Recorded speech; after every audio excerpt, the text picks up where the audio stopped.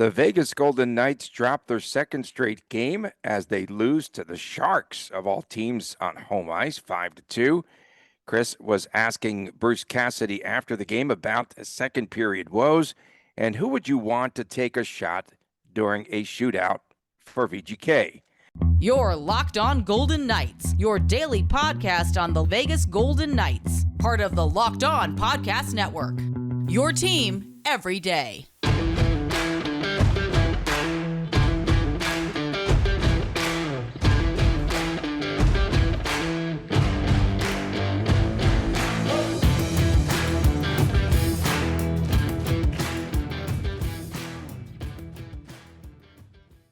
Hi again, everyone. I'm Tony Cardasco, along with Chris Kollick from Las Vegas.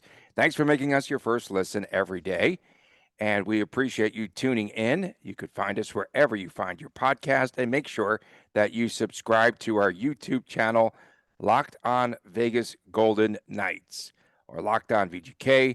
Subscribe, leave comments, everything. It's all good.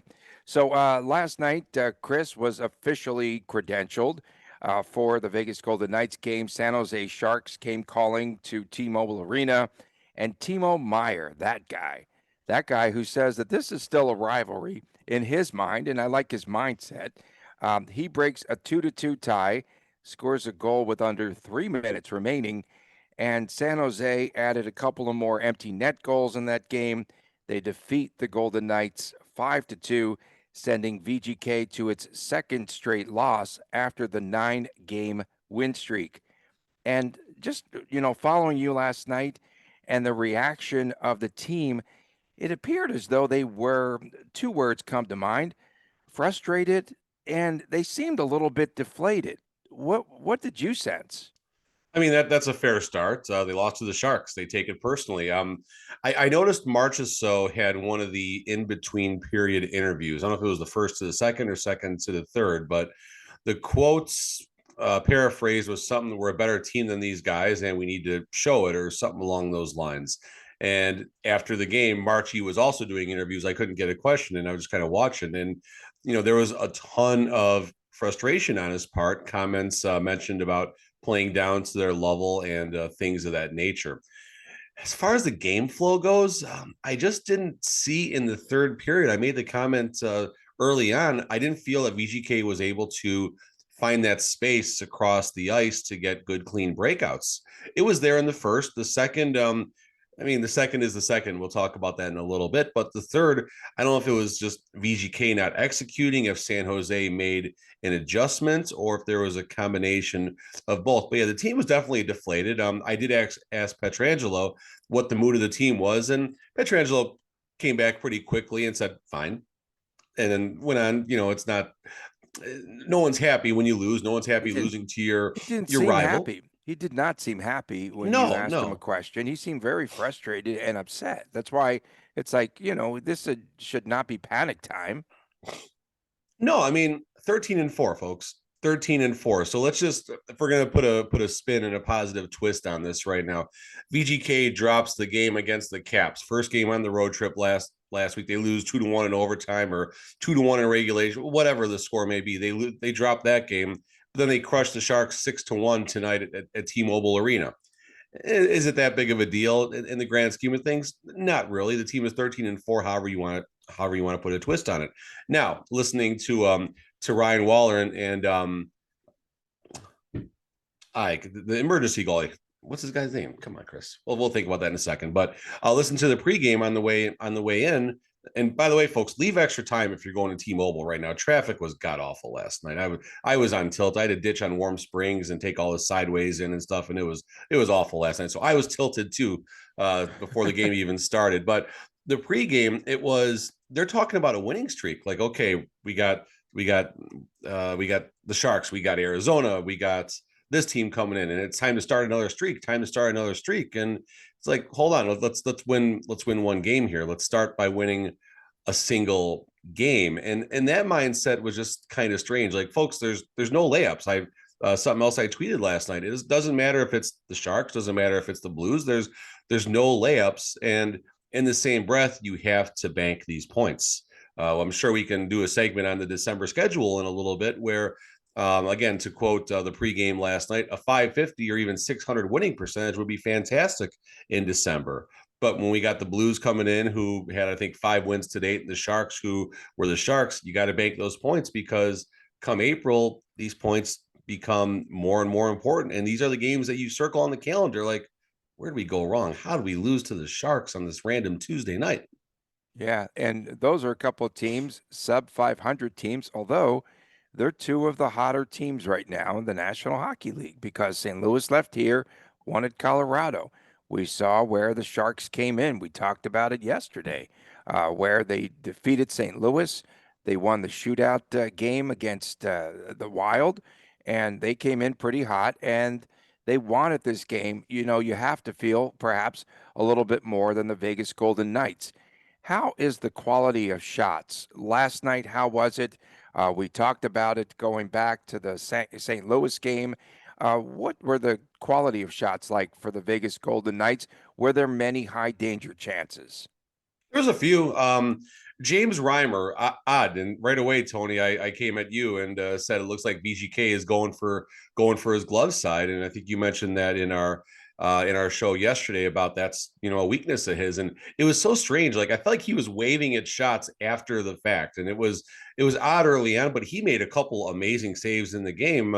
Marchessault actually made it a point to give him a point and actually a stick tap after just a crushing save off of a 2-on-1. And there's a couple of big saves in there that he did end up making. But as far as the quality of shots, I would probably want to assess the quantity of shots and the shot selection or lack thereof. I thought they only had 6 shots logged in the third period. That's the problem right there. We go back to the St. Louis game on Saturday. There was a lot of lazy shots from the point that just didn't really seem to connect as far as creating rebounds and high danger opportunities. In this game, kind of some of the same, but a lot of good passing. I mean, Jack Eichel is still just he's an artist out there when it comes to his ability to pass and create these chances and these cross ice passes. And there's a couple times those cross ice passes connected, not just with Eichel, but with other teammates as well. And maybe a couple more shots here and there. I thought Petro was aggressive a couple times cutting through the slots, but just not enough. Like, sometimes you sense when the goal is coming, Tony, right? You sense when the team is playing well. You kind of sit back. It's a tie game, but it's not going to last. And this game didn't have that feeling. It's like, okay, I was waiting for something bad to happen. It felt like as that third period progressed, something bad was about to happen. And then, of course, the penalty gets called and, oops. Yeah. Did you ask Pietrangelo about the reverse Petro retro jersey? No, that was on my list, Tony. That was next when he walked Yeah. away. So why was one of our followers on Twitter upset with you? Said that they were going to unfollow if you kept it up. What were you so negative about? Wait, what? I think I it was thought you, someone Tony. said no, it wasn't me. I wasn't Really? posting. Yeah, I thought someone said that they were going to How did I miss? unfollow it. How did I miss that? I don't know, but you weren't controversial. No, Arizona. I think I took a pretty honest approach to the game, No, and but the fans across Twitter, social media reactions were doom and gloom. they lost to the Sharks. Tony, what do you Was expect? I this mean, reminiscent of last year though? Like did you get that? I got that feeling there when things started to go south. I was like watching the game. I was at the basketball game last night, the Rebels. Hey, shout out. They knock off number 21 Dayton. I was watching the game, watching VGK, and then I saw fan reacts, and I was kind of surprised that the way that they sort of came after VGK and Cassidy. We'll talk about in this next segment, but he seemed frustrated. So something isn't clicking, something's not jiving suddenly for the Vegas Golden Knights. We've seen this happen before with this team. They're riding high, and then all of a sudden, what happened there? And these are the two teams that you would think that they would handle business against. yeah, I mean, you got to bank the points. I'll take a peek at the schedule at some point during the 4 show point just to swing. Yeah, those look what 4 point December swing looks like. games are tough. Yeah, I mean, it's 8 points. I guess if you're going to consider the wild card factor for the Blues and stuff, but it's certainly painful. And listen, the VGK fan base, it's a new fan base. There are many new hockey followers, along with seasoned hockey followers from other cities and even countries and things of that nature. And the fan base is passionate. The fan base definitely has no issue making their points known on Facebook and Twitter and social and at the game and things like that. And whenever they lose, these things do happen. And it wasn't, I mean, it was a bad loss. It wasn't a good loss. I'm trying to put something positive on it, but this is an expected reaction. The only thing that I saw, Tony, as far as on social, Rita Holman. Well, I'm not going to be able to listen to Tony tomorrow because I'm assuming they were saying that maybe you were happy they lost or something along those lines. So She said that about me? Rita said, I won't be able to listen to Tony tomorrow. So I responded from our accounts and said, hey, it's me. Cassidy is as honest as they come, isn't happy. Tony and myself will give an honest assessment on the game and the state of the 13-4 VGK. I'll say it again, the 13-4 VGK. And then I got from Rita, you're a good man. I'm still not happy, but thank you. Didn't say you're a good man. So you might need to send flowers I'm in or the something. doghouse. But How am I in the doghouse? Did I say because you're in the anything? doghouse. They lost. You're the I'm not scapegoat, Tony. saying anything negative. That's the funnier part. And I don't I'm think just I was negative last night. no, I no, think no. I was Me, pretty me, me, pretty me. fair. Yeah. I am so misunderstood with this fan base. It's just kind of funny to me. You're as But misunderstood as a a person, pit bull that hasn't eaten in a week. Eric Carlson, man. Okay, Oh, that dude's let's give good. him some. That Let's dude's give good. him some. He's coming into his own. This is by far his best season. I think he's out to the best start in the history of the Sharks franchise. 2 more assists in the game last night. He has 28 points through 18 games, and he's on a really big you know season here. When you look at the way he's playing, so you were tweeting out. So how many minutes did he wind up with? About did he play a full 60? My sheet's in the other room. I was It's looking okay, at my but kid with it. I feel like it was around 24, something like that. It was, or no, no, I don't think he hit 30, but it was upper high 20s. It 20s. was high 20s. There was a span actually in the third. I was looking for him and I wanted to do an ISO cam on him, and then I got distracted. But and then like, dude must be injured. He wasn't out there for like 45 seconds. I couldn't find him on the bench. I couldn't find. I probably just didn't see him from way up in the rafters. Had something else I was going to say. I can't remember what it was now. I Hey, don't how know. was Logan Thompson in net last night for the Fine. He was BK? fine. He was fine. The goals, I mean, what are you going to do? Just point blank situations around the net. There was one weird one, though. It was in the third period before, unfortunately, San Jose scored. But I don't know what happened. It's a complete breakdown, and the puck shoots, takes a strange bounce. Logan's looking to his left. The puck is sitting to the right, and someone is wide open between the circles Bad and off ice. the post. Bad boards. Carlson. Here's what I wanted to talk about. So there is a drill that I see amongst Eric Carlson, not William Carlson. Oh, Relax, okay. Tony. Deep William breath. was in front of the net and gave up that third goal. Was hung out to dry. Yeah, Okay, no, that's nothing you can another do there. story. But you No, had to no, bring I'm that not up. I taking got you. shots. I'm being honest. He was hung out to dry. That's fair. Yep. So there's a drill that I see, whether it's 13, 14-year-olds, all the way up to Henderson. Shout out 7-1 victory over the Tucson Roadrunners last night. Brassois gets the start. Everything ticks there. They wanted Can't to. both teams play well at the same time? No, definitely not. So clearly, this is the Silver Knights' fault that the Golden Knights are winning right now. But there's a drill that defensemen do, whether it's a young age all the way up to the professional level, where they receive a pass and they have to basically do some type of transition at the blue line, whether it's changing directions, changing speed, just skating a couple of feet to create an angle, an open lane to the shots or to the net, pardon me. And Eric Carlson, oh my goodness, that dude can make something out of nothing. I don't remember seeing this out of him in the past. I also haven't paid this close of attention to him, to be fair, but Is it a contract year? I mean, he's well The way he's compensated. playing. He doesn't need to, he's gonna get a big contract no matter what it is, but it certainly isn't gonna hurt right now the way he's playing. But he just creates something out of nothing and creates high danger. It's not just he's throwing stuff onto the net and hoping. There's traffic there. He finds ways to get him through. So I mean, Eric Carlson is having a very special season. You have to give him all the credit in the world. And the next question is, does he stay a San Jose Shark all season long? Because there's a lot of teams that will be hungry for that type of blue line scoring punch. And I'm curious. I wonder what his plus minus is. That's probably not good, but plus minus, I guess no one cares about it anymore. Well, this was a team that started off at 0-5, and now they're playing some pretty good hockey, and they're earning their way back into a playoff spot. to be quite honest. And so it's a In a pretty, little bit, sure, but they're on the trajectory. I get it. yeah. They're definitely on the trajectory. And special teams, we always address special teams. And uh, we talked about the Sharks on yesterday's show, and we talked about the fact now they're like 7 power play goals in the last 8 games. Yeah, I mean, You knew it was coming, right? That they're executing pretty well. You got to stop them.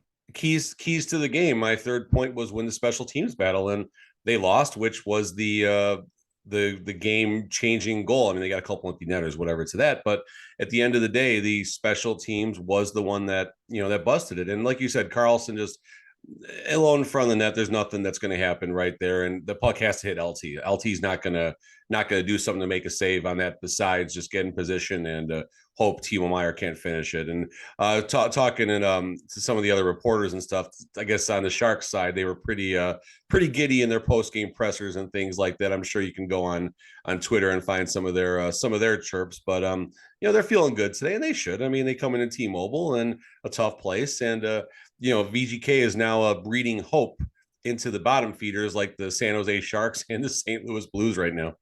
And Arizona, perhaps coming up on Thursday. Arizona's the best of the teams that we've been talking about. Watch out, we're toast. Isn't that crazy? I know. You would have thought that they would just easily get through this patch of games, and now it's turning into No something. layups. No No, yeah, I layups. just felt that they were deflated after the game. The fan base was deflated as well. That's the only way that I could put it. And I'm like, hey, it's just a 2-game losing streak. Now they need to correct some things. Cassidy obviously was not happy following the game. I saw a little bit of frustration, and you don't want this team to get ahead of themselves. You don't want them to get too frustrated.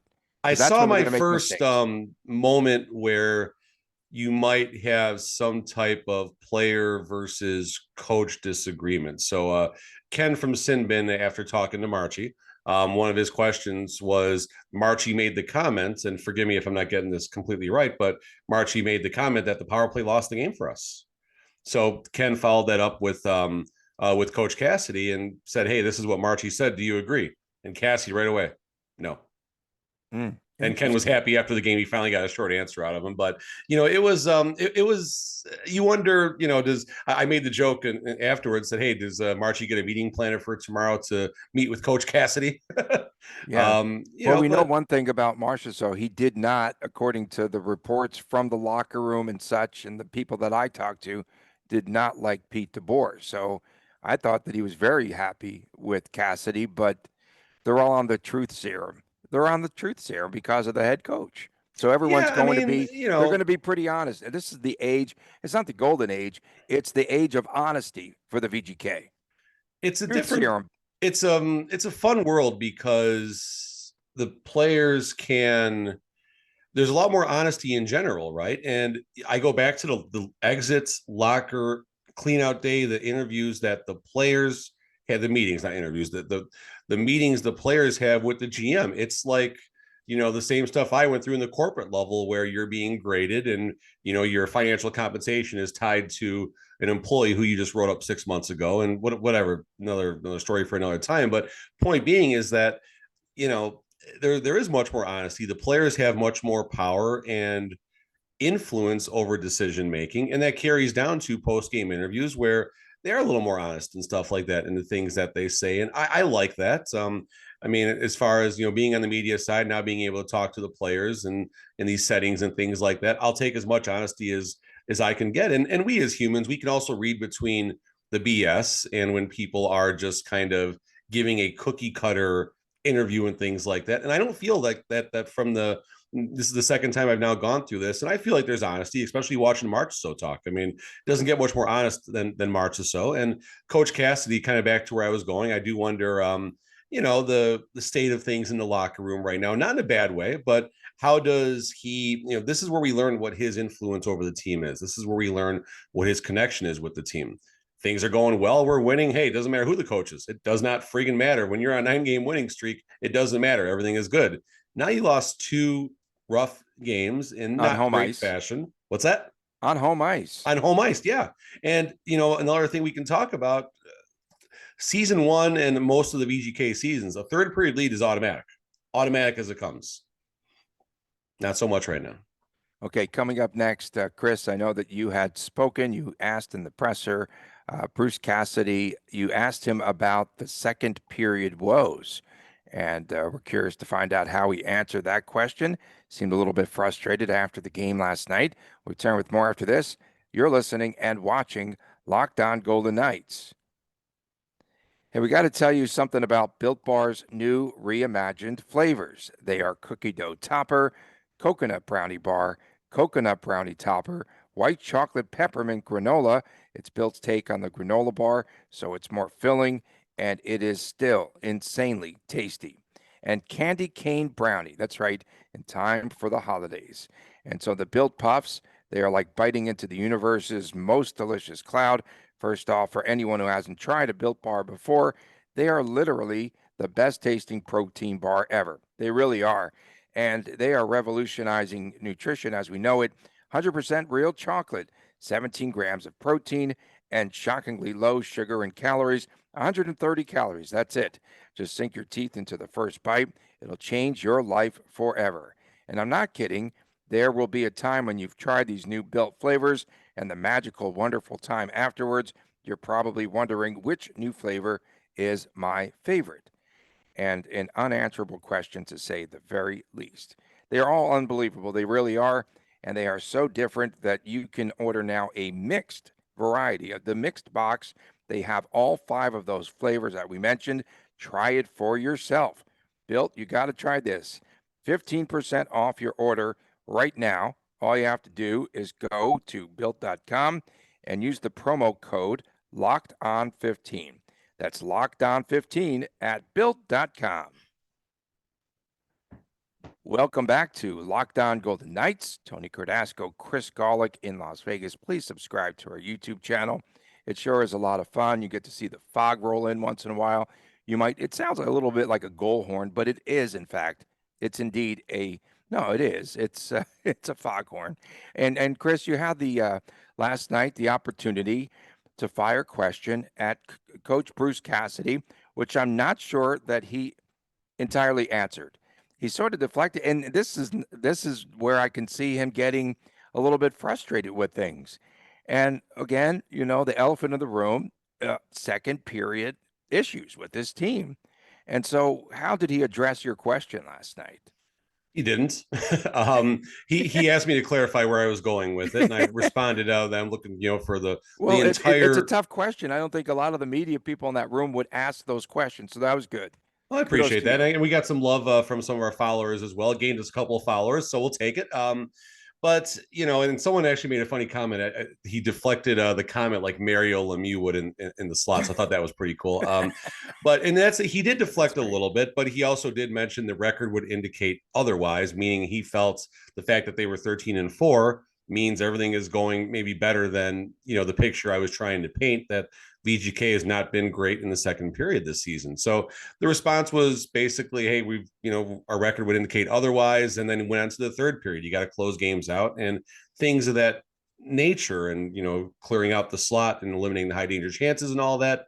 So it didn't get a direct answer about the third period. And he also did mention, 10 minutes ago, he just came off the bench. He's got a bad taste in his mouth and it's emotional. So again, he's wearing his emotions on his sleeve. He's being honest in the sense that his mind is going at 1,000,000 miles per hour, trying to process the loss. And as coaches, Pete DeBoer mentioned, it's the results business. They're in the business of winning. And if they're not winning, it's, it gets on these guys. And this is a game they need to win. I'm sure Coach Cassidy understands the moment. And this is 2 points left on the table, especially when you have a third period lead against a bottom feeder of the division. So he's upset. He's, can't really focus that straight. And I'm more curious about practice today. I wonder how, do we get a line jumble? That was actually the one thing I was thinking about. Do we see a line jumble? And I wonder if that's going to happen today. I got a feeling we're going to see a different lines on Thursday's game. Well, okay. So who was not performing up to expectations that makes you say that? It's not about performing to expectations. I think, they had an 8-game winning streak. Michael Amadio, you're out. Paul Cotter, go get him. And it should be noted, Paul Carr did have that late penalty, which unfortunately, I believe, did lead to the game winning goal for the Sharks. Unfortunately, so we'll see. We'll see if Cassidy has an opinion to share with Paul Cotter as far as his playing minutes go.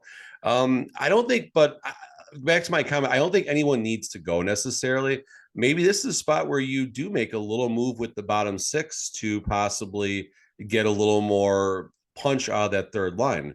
Maybe you simply chop Howden and Nick Waugh. Maybe you give Nick Waugh a shot between Kessel and Cotter to give a little more scoring punch to that line, and you let Howden grind it out with Carrier and Kolesar for a little bit. I think that could maybe help both lines to, give a different look. I mean, we know Kolesar and Carrier, I think, are going to carry the mail. No pun intended. Will Carrier, of course, but they're going to carry the mail. I believe they're going to carry the mail.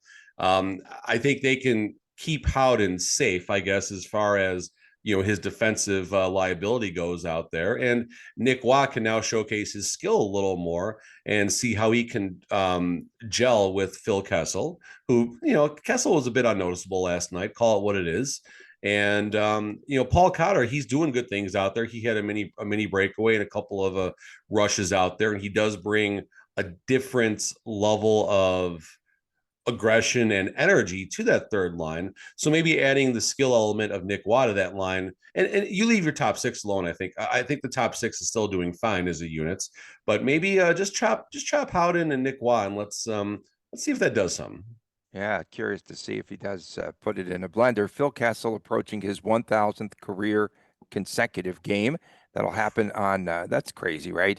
That'll happen on Thursday night. And I just have been of the belief that as soon as he hits that 1,000th mark, you just play him in spots. I don't know that you need to start him every night. I don't know what type of value he adds night in and night out. Sometimes, yes, I mean, he's unnoticeable and not in a good way. I just don't know like what he's contributing, some nights, and he is in the twilight of his career. But what are your thoughts about perhaps, kind of easing off of Phil Kessel after 1,000? No one's going to break that record. There's no way. What do you do with Kessel after this point if he doesn't, if he's not productive, if he doesn't contribute on a nightly basis? I'm trying to think of an answer while you were going there for a little bit, and I'll say it again. He has been a bit unnoticeable, and the bottom six is a scary part for Kessel because he's got to play defense first and foremost, and not that he can't play defense, but he's been more of a scorer through his career, especially setting players up and things like that. I don't think after the Ironman record came, I don't think the record matter. I don't think the numbers matter anymore. I don't think he cares. Thousand's a huge milestone. It's an amazing milestone. But yeah, if there's one person that's going to take the Jay Cutler I don't care approach, it's Phil Kessel. And I don't mean that in a bad way whatsoever. I think Phil Kessel, he goes to work. He puts on his skates. He puts on his uniform.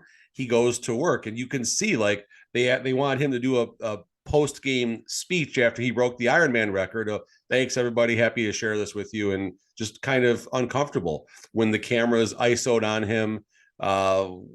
After he officially broke the record, he stands up, he waves, he sits back down. Let's get back to work. When he takes the picture, he stays in his dang underwear and, and eats a hot dog. Yeah. So, I mean, and again, I'm not knocking Phil Kessel. Like, please, folks, don't think that's what I'm doing whatsoever here. But no, I don't think the numbers matter. I think Phil Kessel is here for his teammates.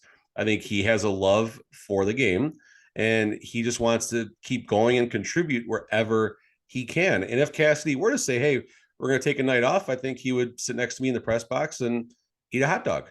But again, I'm not knocking him, folks. Please don't think that. No. And you just need to be honest. And from what you saw, and then is there any noticeable difference?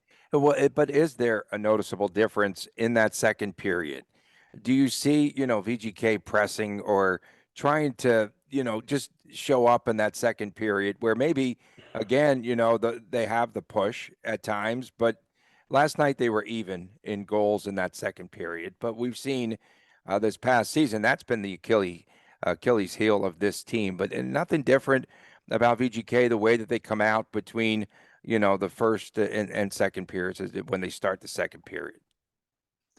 the vibe is strange at a hockey game and between the first and the second. The second period, like the puck is dropped, there's like 60% of the people in their seats. The vibe just it's kind of weird and quiet, and I think that radiates down to the players to a degree. I'm not saying the crowd being in this being in the concourse eating hot dogs is why the team isn't doing well, but there just does seem to be that lack of energy, that lack of excitement. When the game starts, you got the national anthem, you got the pregame show, you got the helmet, you got the crowd just friggin' bonkers. Then the second period, PA Bruce, he's doing his part to welcome him back to the ice and get the crowd excited and everything. But it's just there's just a lack of energy between periods sometimes, and that's where your letters got to stand up in the locker room. That's where your coach has to stand up in the locker room and find a way. I mean, they did tie the period up, if you will, at the end, which gave them some momentum to start the third. And I was really hoping the team was going to come out and put the game away early, get a couple quick goals in the third, and just like they did the last time they played the Sharks, right? They had a terrible game, a terrible second period, and they had that game in the freezer early in the third. So, they gotta find a way. And like I said, the letters got to stand up. That's your captains and the coach, whatever that is. Find a way. This is what you guys are paid $96 million or $12.5 million over the upper limit of the salary cap for. Coming up next, last night, again, the game was tied, final 3 minutes, and we saw the Sharks prevail. Those 3 goals started with the Meyer goal, but one of the thoughts that crossed our mind is, okay, this could go into OT, and then perhaps we could see this result in a shootout. So Chris wants to pose, who would you want from VGK to take the shot in a shootout? More after this on Locked On Golden Knights. Thanks for making Locked On Golden Knights your first listen. For your next listen, check out the Locked On Now Sports Today podcast. And it's the biggest stories of the day, plus instant reactions, big game recaps, and the take of the day. Available on the Odyssey app, on YouTube, and wherever you get your podcast. Welcome back, Tony Cardasco and Chris Golick in Las Vegas. What's that? Snacks are great up there. The snacks are great up there. The popcorn, the peanuts, the M&Ms. It was great. It was awesome. Anyway, just had to show that. That's all. So that was a tweet last night. I saw that tweet. Very good. And yeah, very good question there with Cassidy. And I think he just seemed a little disheveled after the game. And they do need more of a cooling off period like they do in other sports. They just jump right back into the presser. You just jump into the locker room. And yeah, I could understand sometimes why they get misquoted or, in the heat of the battle, they're still a little bit ticked off. But one of the things, questions that you were posing last night, Chris, was if VGK is in a shootout, who do you want to take the shot? And let's keep in mind, we haven't had to talk about it, but when we left you last season, this was a team that went 0 for its last 17 in shootouts. Yeah, I'm going through. So this was this conversation started. Do you think they're working on shootouts at practice? It's pretty funny, the picture of the dog and the shark thing. Anyway, sorry, I was having too much fun last night, folks. I try to have fun here. I'm trying to find. Let's see here. Okay, was it? Okay, so here we go. Carson Meyer was the one that kind of started getting the follower Carson Meyer. Lights out Jimmy, good questions. Yes, always good questions. So basically, we started talking about this, and he liked Cotter, Eichel, Theodore in that order for a shootout. I like Carlson, Cotter, and then Theodore. Theodore has done very well in the shootouts. I mean, that forehand, backhand, it works. And there was actually in the rating the VGK, or not rating VGK tweets, that's something else. VGK reading mean tweets. I think it was season 2. The father's reading the tweets, and he mentioned about if it goes to the well, keep on going. There was some father moment in that, but whatever. But point being is the 3 players I would take if coach said, "Hey, Golick, who are we going with for the shootout?" I'm going to start with Carlson because he's going to come down, shoot it between the legs, and he'll be in a good spot. So I think Paul Cotter is our best breakaway threat right now, folks. I think Paul Cotter is the team's best breakaway threat. He scored a couple magnificent goals, and I think someone who doesn't necessarily understand the moments when it's just you and the focus is on you, I think Cotter could actually rise to the occasion. And then Shea Theodore is our finisher for the shootout. He's our anchor bowler, no doubt. So Theodore is 8 for 17 in That's solid. his shootout shots. Eichel, who you would think would come to mind first, is just an average 8 for 27. Uh, Stone, not very good, just 3 out of 14. Marchessault 6 for 24, although you would think that he would have that explosiveness and some creativity, right? So Marchie loves just coming in and going low. Marchie loves coming in and going 5-hole. Every now and then you'll see him make a move, but Marchie's go-to on the shootout is coming in full speed 5-hole or going low stick side. Shea Theodore, yeah, I would have to put up there probably near the top. He'd be the top 3 for sure. I don't have Carlson's numbers in front of me. Nick Waugh is 500 at 3 out of 6. I like Waugh. I think he could be creative in a shootout myself. Oh, no doubt. Nick Waugh certainly can be up there as well. And if you swap Carly and Wai, there you go. She's Nikki, right? Nikki, I guess you go with the first name because Wai is weird. But you swap Carlson and Nick Waugh. I'm okay with that. And there's so much luck and variance in the shootout, and I'm sure there's advanced metrics these coaches look at far as tendencies and where the scorers can score their goals. So I'm sure there's a little more to it than the coaches looking up and down the bench, looking for numbers and writing them down. I would think, at least. I hope so. How was the crowd when things started to go south for the VGK? There They didn't boo them in-house. off the ice, as weird as that sounds. They were upset, but They it actually did boo wasn't them as off, they or no, they they did didn't. not? No, they No, didn't. It and wasn't they as bad as shouldn't. I thought it would be. I don't know. I thought at the end of one of the periods it might happen, but they scored late in the first, they scored late in the second. So I mean, again, 13-4, folks, 13-4, and again, this shows the level. The bar has been moved, not just a couple small notches. The bars are all the way now to the top of the ladder. That is where the mindset is of the VGK. We are, in most of our minds, we are a Stanley Cup contender right now. These last 2 games might make you think a little bit otherwise, but in general, we think this team is a Stanley Cup contender. And 2 games lost to the Blues and the Sharks, and everyone, it's like their dog just got ran over on Las Vegas Boulevard right now, and we're not happy, and that's a good thing. Not that our dog got hit on Las Vegas Boulevard, but it's a good thing that we're taking this, and it's a good thing that the team is upset, even though they're 13-4.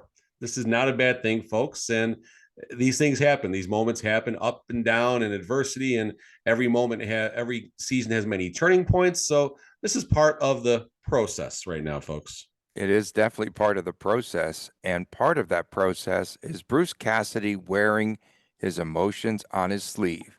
And we Good. saw when he's frustrated, like we saw last night, he can't hide it. Nope. This is going to be good if he has, if he tangles with the front office. I'm here with the popcorn. So, Chris, let's wrap up today's show. Tomorrow we'll preview Phil Kessel's 1,000th consecutive game as the VGK takes on Arizona. And we'll return with our show tomorrow right here on Locked On Golden Knights. We thank you for making us your first listen. And please subscribe to our YouTube channel. For my man, Chris Golick, I'm Tony Cardasco. So long from Las Vegas. Thanks for tuning in and watching and listening to Locked On Golden Knights.